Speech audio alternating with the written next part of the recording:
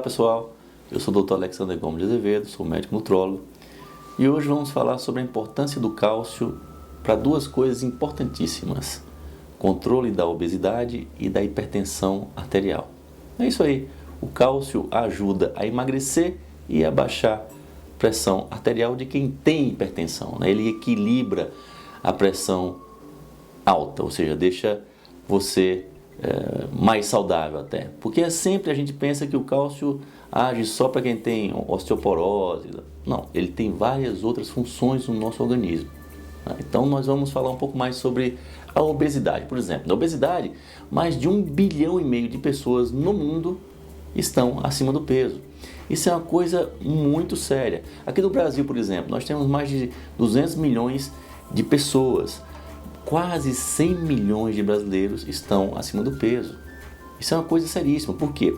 Porque a obesidade vai fazer com que você fique mais doente no futuro, se já não estiver. Então, a obesidade está relacionada a alguns tipos de câncer, está relacionada a infartos, a hipertensão arterial, a diabetes, entre vários outros problemas de saúde, né? Então, nós temos que combater isso. E o que é que o cálcio tem a ver com isso, né?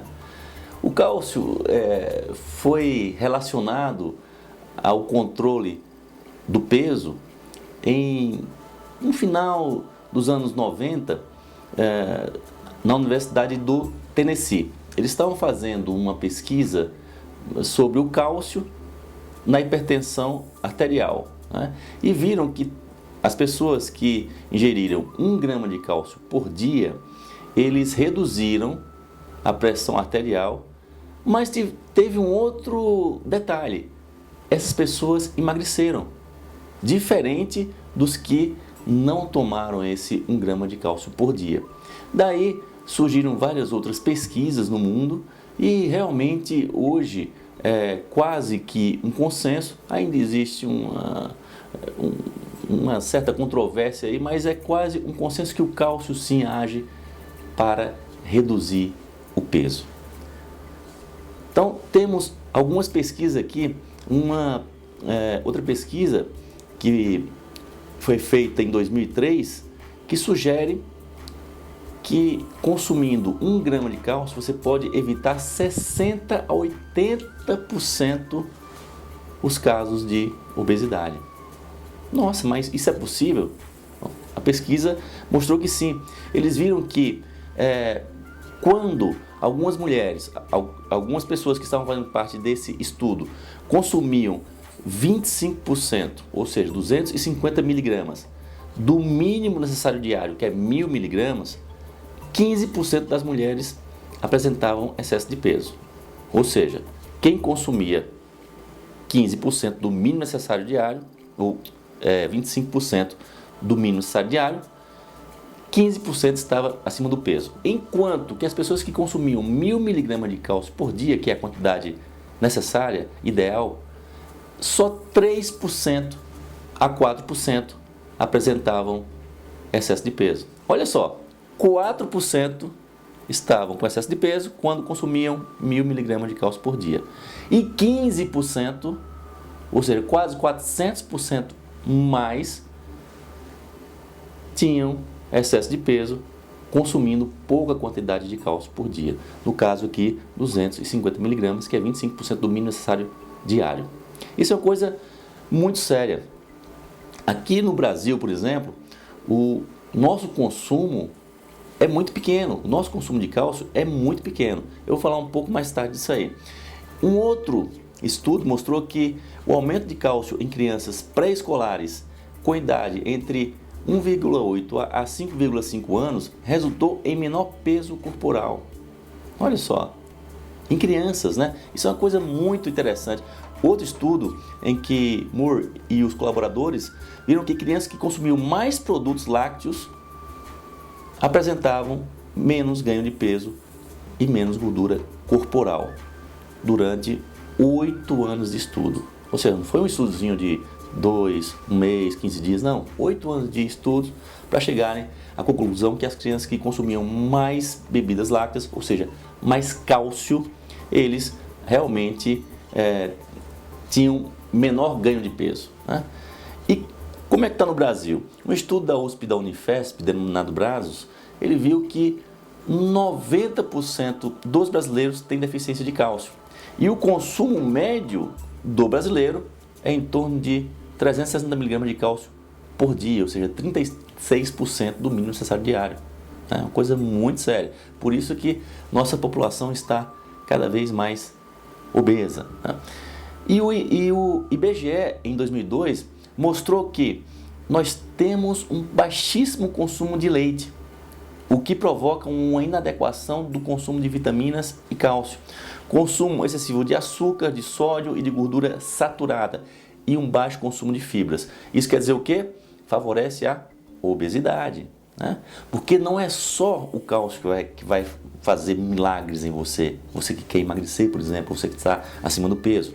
Você tem que adequar a tua alimentação, comer a cada 3 horas, colocar mais frutas, verduras, legumes no teu dia a dia, consumir mais lácteos, sim, mais cálcio e quem sabe até suplementar, né?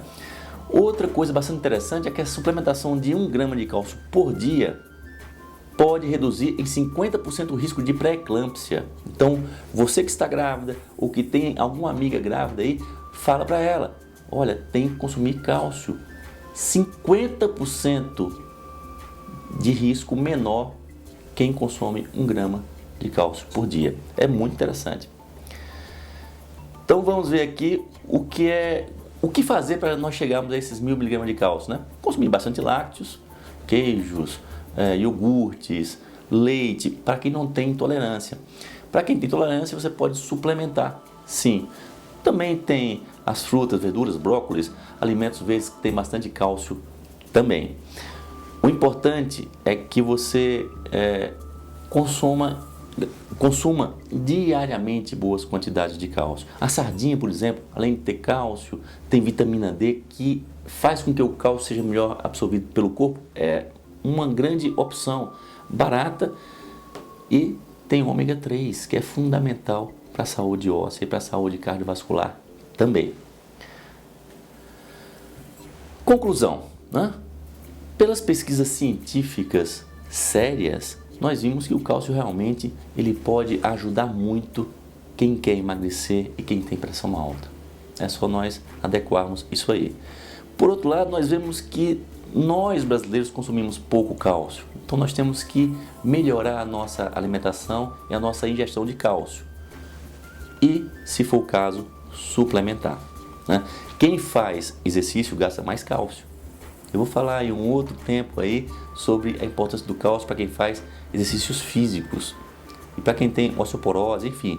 Ele é muito importante, mas ele, gente, não age sozinho. O cálcio precisa do magnésio, selênio, zinco, do ferro, do complexo B, da vitamina A, vitamina D para ser absorvido pelo corpo. Ou seja, ele não age sozinho, nenhum suplemento é milagroso. Então você tem que consumir vários nutrientes, multimicronutrientes, para que o seu corpo realmente trabalhe melhor e você fique bem, viva melhor e com mais saúde. Aqui eu apresento algumas sugestões de leitura, que são os meus 3 livros: A Dieta Anti-Inflamatória, as 11 dietas mais famosas do mundo, A Escolha é Sua, e Pais Inteligentes, Filhos Saudáveis, para ajustarmos a alimentação dos nossos filhos, que está cada vez mais difícil, né? E aqui o melhor livro de todos, que é a Bíblia, que é um alimento fundamental para a nossa vida, né? A nossa saúde, a nossa alma. A Bíblia realmente é o melhor livro de todos. Bom, tendo dúvidas, estou à sua disposição e aguardo você nos nossos próximos vídeos falando sobre saúde. Até mais.